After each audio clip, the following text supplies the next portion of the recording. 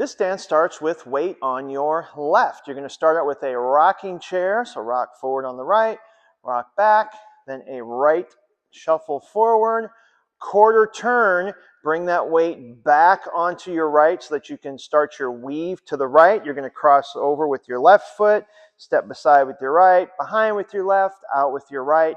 Then you're going to do a cross rock with your left, and then a quarter turn shuffle to the left, then a half turn shuffle, then another half turn shuffle into a jazz box with a quarter turn to the right.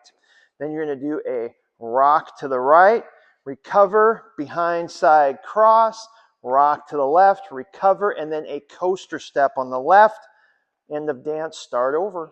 1, 2, 3, 4, 5, and 6, 7, 8. 1, 2, 3, 4, 5, 6, 7, and 8. 1 and 2, 3 and 4, 5, 6, 7, 8. 1, 2, 3 and 4, 5, 6, 7, and 8.